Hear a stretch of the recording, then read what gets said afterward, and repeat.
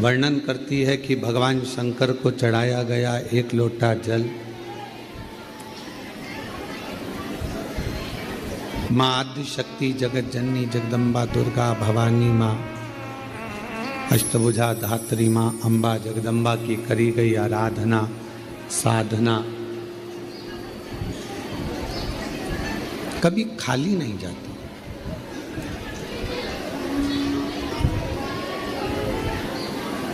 पांच चीजें हैं जो भगवान शंकर की अविरल भक्ति से, भगवान शिव के भजन से, भगवान शंकर की पूजन से, भगवान शंकर के स्मरण से प्राप्त होती। थोड़ा सावधानी से सुनेंगे तो आपको मालूम पड़ेगा कि वो पांच चीजें कौन सी हैं।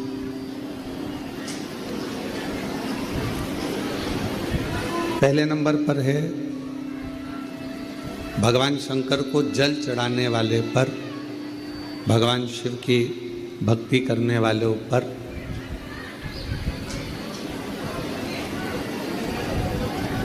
शिव की ऐसी कृपा होती है, ऐसी करुणा होती है, ऐसी दया होती है कि उनका जो बुरा करने वाले होते हैं, जो उनको कष्ट देने वाले होते हैं, उनका जो बुरा करने वाले होते हैं, वो उनसे दूर होते चले जाते हैं।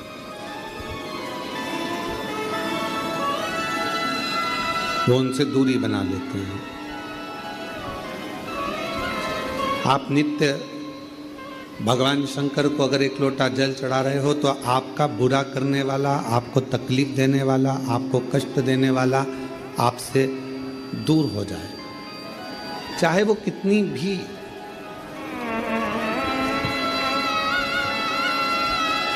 गलत विचार से, गलत सोच से, गलत दृष्टि से अगर वो जुड़ा हुआ है तो भी आपसे दूर होगा।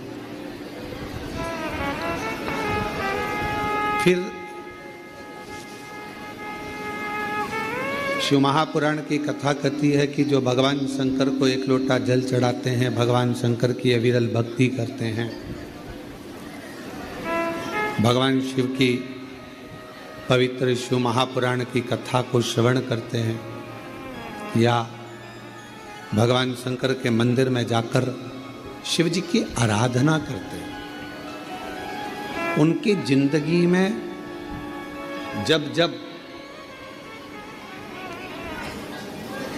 उनके जीवन में जब जब धन की कमी पड़ती है,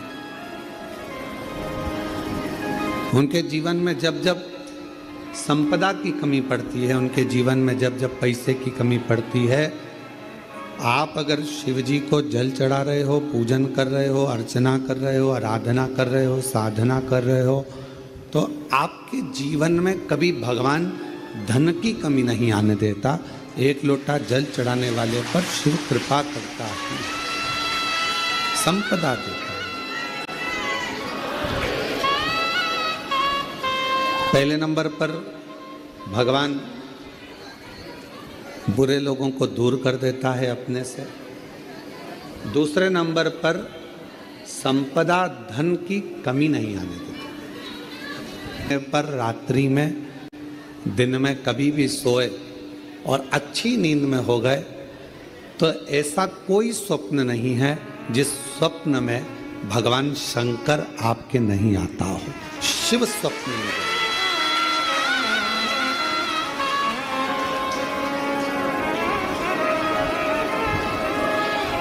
जल चढ़ाने वाले जरा सावधानी से सुनना इन 5 सूत्रों को।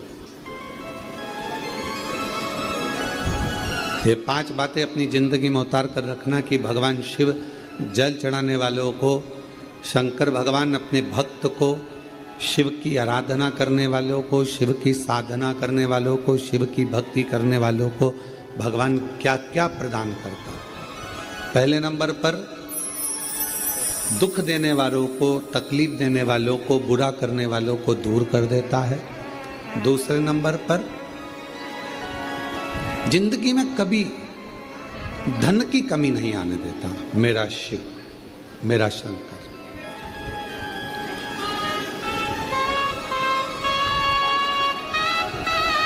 तीसरे नंबर पर ऐसा कोई स्वप्न नहीं है जिस स्वप्न में शिव ना हो। तुम रात को सोगे, कितने भी सपने देख रहे हो, परंतु एक आध सपना ऐसा होगा जिस सपने में तुम्हें शंकर जी जरूर नजर आएगा, शिव जरूर। और जब स्वप्न में शंकर जी नजर आने लगे तो समझ लेना कि शिव जी ने तुम्हारा हाथ पकड़ना प्रारंभ कर लिया है और शिव तुम्हें साथ।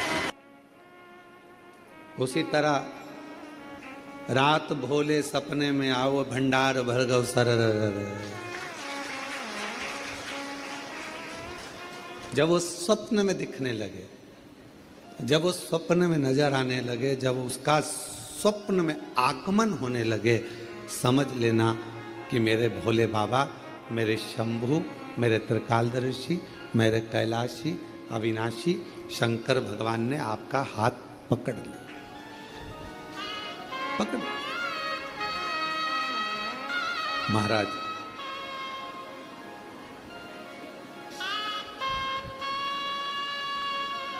चौथे नंबर का, शिव का भजन करने वाले को तो चौथी चीज पर स्मरण करिएगा। बिना कारण आपसे नफरत करने वाले बढ़ेंगे और बिना कारण आपसे प्यार करने वाले बढ़ेंगे, दोनों। शिव जी को जल चढ़ाने वाले के बिना कारण उससे जलने वाले बढ़ेंगे, बिना कारण। आपने उसका कुछ नहीं बिगाड़ा, आपने उसको गलत भी नहीं कहा, आप कभी उससे मिले भी नहीं, फिर भी वो आपकी बुराई कर रहा है बिना कारण। शिव को जल चढ़ाने वाले के इन 5 बातों पर ध्यान रखिए। उसमें चौथी बात है कि बिना कारण आपसे जलने वाले, आपसे आपकी बुराई करने वाले, आपसे ईर्ष्या करने वाले बढ़ेंगे। और बिना कारण कई ऐसे मिलेंगे जो आपसे प्रेम करेंगे, आपसे प्यार करेंगे, आपसे स्नेह करेंगे, आपका सम्मान करेंगे।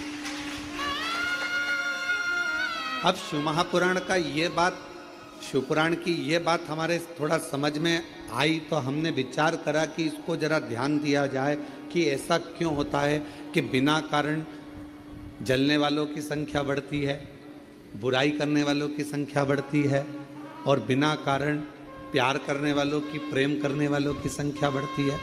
तो समझ में ये आया कि आपकी जब प्रसिद्धि होने लगती है, आप जब मंदिर जाने लगते हो, लोटा भर के जल चढ़ाने लगते हो, लोग आपको जी जी जी जी जी जी कहकर पुकारने लगते हैं, जीजा जी कहकर आपको सम्मान करने लगते हैं। आपके बिना मंदिर में कोई काम नहीं होता, भजन हो रहे हैं तो आपको बुला रहे हैं, कोई काम हो रहा है तो आपको बुला रहे हैं, और भगवान धीरे धीरे आपको धन वैभव देना चालू करता है, तो जलने वालों की संख्या तो अपने आप बढ़ना प्रारंभ हो जाए।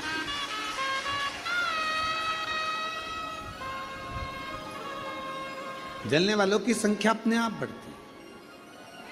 तो चौथे नंबर की जो बात शिव पुराण में कही गई कि बिना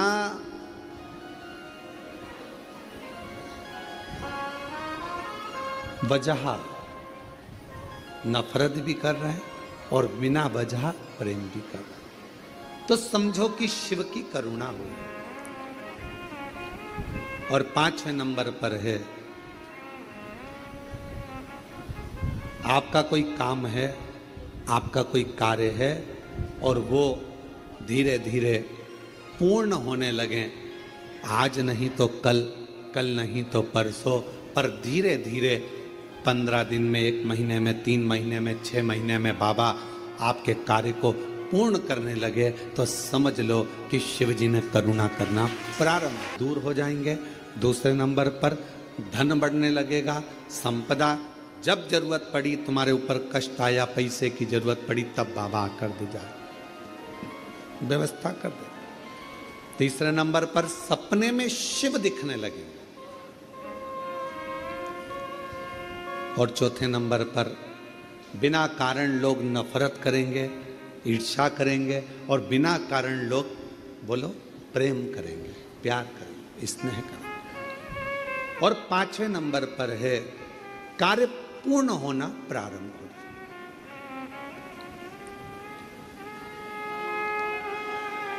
और मैंने तेरे ही भरोसे बाबा, तेरे ही भरोसे।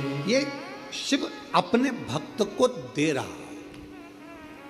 ये मेरे ओघड़दानी, मेरे शंभु, मेरे शंकर, मेरे त्रिकालदर्शी, मेरे कैलाशी, मेरे अविनाशी, मेरे शिव, ये आपको दे रहा।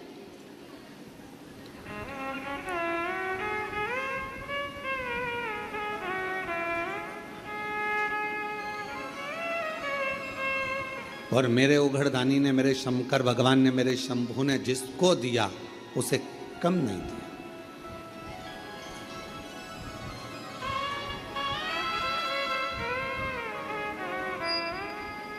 कितनी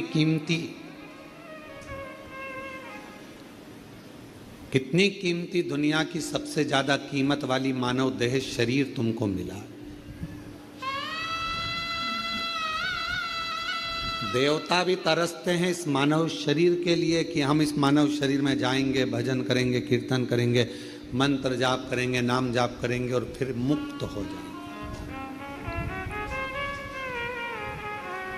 देवता तरसते हैं मानव शरीर के लिए, और मानव ऐसा है कि वो तरसता है बैकुंठ जाने के लिए। अरे भाई, मरोगे तो कहीं ना कहीं तो जाओगे ही, चाहे बैकुंठ जाओगे, चाहे गोलोक धाम जाओगे, चाहे स्वर्ग जाओगे, चाहे नरक जाओगे, कहीं ना कहीं तो जाओगे। पर इस मानव शरीर जो मिला है, मनुष्य का देह मिला है, मानव शरीर जो प्राप्त हुआ है, मानव का जो देह मिला है, इसको व्यर्थ तो मत गमा।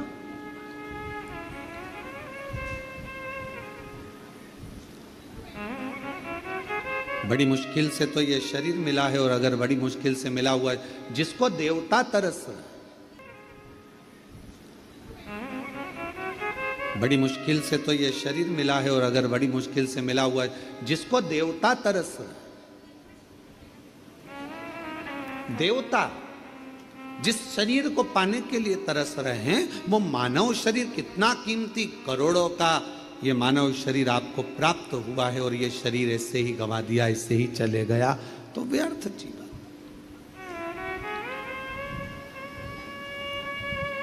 कई बेटे बेटी कहते हैं, गुरुजी हम बहुत परेशान हो गए, हम बड़े कष्ट में हो गए।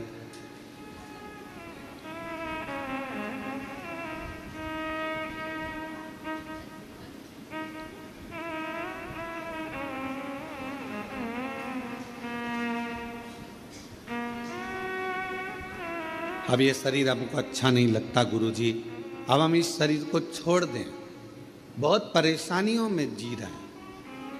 हम उन बेटा बेटियों से कहते हैं कि तुमने अभी केवल थोड़ी सी लाइफ देखी है, थोड़ी सी।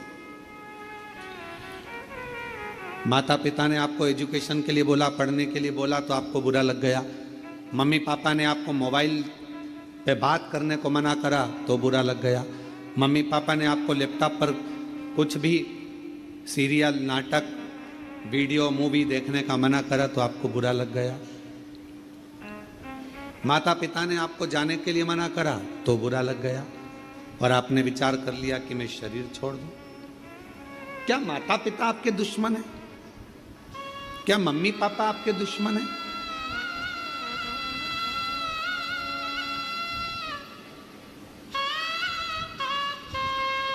माता पिता कभी किसी के दुश्मन नहीं होते। वो चाहते हैं कि जो जिंदगी हमने निकाली है कष्ट में, जो जिंदगी हमने निकाली है परेशानियों में, कष्ट में, तकलीफों में, दुख में, हमारे बच्चे, हमारे बेटा, हमारी बेटी वो जिंदगी ना निकाले। इसलिए माता पिता उनको टोकते हैं, बार बार रोकते हैं, बार बार रोकते हैं। से निवेदन है, कई बेटे कहते हैं हम तो हार गए, अब हमने इतनी बार एग्जाम दिया, इतनी बार हमने परीक्षा दी, इतनी बार ऐसा करा, इतनी बार वैसा करा, हमने इतना इतना पढ़ाई करा, उसके बाद भी हमारी लाइफ नहीं बन रही, उसके बाद भी हमारी जिंदगी नहीं बन रही। थोड़ी हिम्मत तो रखो, थोड़ी हिम्मत।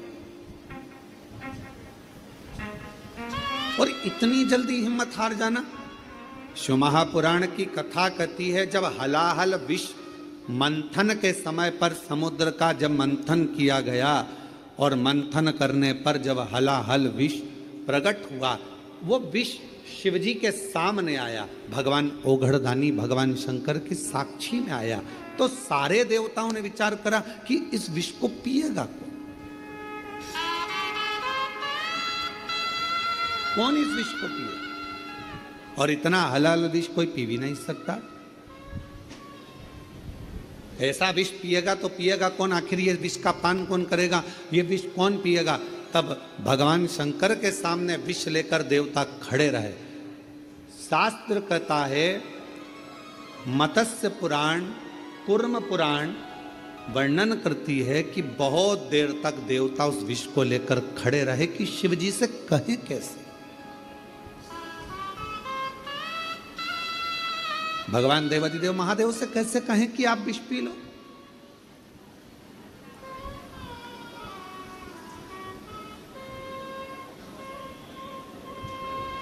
हम शंकर भगवान को कैसे कह दें कि तुम विष पी लो। देवता खड़े रहे बहुत देर तक। आखिरी में भगवान नारायण को देखकर, भगवान ब्रह्मदेव को देखकर, इंद्रदेव को देखकर भगवान शंकर ने पूछा कि तुम्हारे हाथ में है क्या, क्या रखा है तुम्हारे हाथ में। तो कहा विष है। विष? हाँ। कहां से निकला है? कहा मंथन से निकला है। मंथन से? हाँ। लाओ, मेरे पास लाओ, देव मुझे दो। और भगवान शंकर भगवान ने विष लिया। एक क्षण का विचार नहीं करा, एक क्षण का नहीं। क्यों? अपने पर पूरा विश्वास था भगवान शिव को कि यह विष पचाने की सामर्थ्यता मुझ में है।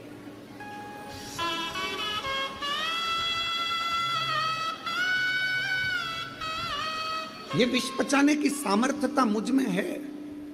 भगवान शंकर ये जानते थे कि मैं विष पचा सकता हूं और मुझ में वो सामर्थ्यता है। मेरा बेटा बेटियों से निवेदन है, अगर आपको अपने आप पर फुल कॉन्फिडेंस है, आपको अपने आप पर पूर्ण भरोसा है कि मैं ये नौकरी प्राप्त करूंगा, तो आपकी मेहनत 4 गुना करो, वो नौकरी आपको जरूर मिलेगी। आप शिवजी को पूर्ण भरोसा था कि मैं इस विष को पी सकता हूं और पीऊंगा तो पचा सकता हूं। ये मुझ पर मुझे भरोसा है। कोई कोई आता है कहता है कि महाराज जी ये 4th स्टेज का कैंसर हो गया, 3rd स्टेज का कैंसर हो गया। कोई कहता है कि ये वाली बीमारी हो गई, डॉक्टर कह रहे हैं कि ठीक नहीं हो गए। तो हम अगर कोई मिलता भी है तो हम उससे पूछते हैं तुम्हारा दिल क्या कहता है, पहले वो बता। तुम्हारा दिल क्या कहता है? डॉक्टर ने तो कह दिया कि तुम्हें बच्चे नहीं होंगे, डॉक्टर ने तो कह दिया कि तुम बीमार रहोगे, डॉक्टर ने तो कह दिया कि तेरा घुटना कभी ठीक नहीं होगा, डॉक्टर ने कह दिया तेरी कमर बिल्कुल ठीक नहीं होगी, डॉक्टर ने तो कह दिया सारी जांचें देखकर कि तेरे साथ ऐसा होगा, तुझे ये बीमारी हो गई, ठीक। अब जब यदि कभी, वैसे तो हम किसी से मिलते नहीं, पर मान लो उस व्यक्ति से हमारा मिलना होता है और वो कहता है ये बीमारी हो गई, तो हम उससे पूछते हैं तुम्हारा दिल क्या कहता है, वो बताओ। तुम क्या कहते हो, तुम ठीक होगे कि नहीं होगे? अगर तुमने हिम्मत हार ली और तुमने कह दिया मुझे तो लगता है कि अब मेरा शरीर जाएगा, अब जाए, तो फिर तो जाए। और तुमने कह दिया गुरुजी क्या टेंशन, जब शंकर भगवान विष पचा सकते हैं तो ऐसी बीमारी को तो मैं पचा कर निकाल दूंगा, ठीक होकर बता।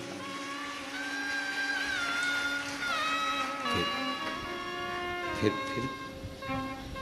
किसी की सामर्थ्यता नहीं। फिर क्या? एक पत्र है, अच्छा है, देखिए। शंभू, एक पत्र है, सुनीता सतीश कुमार, झांझर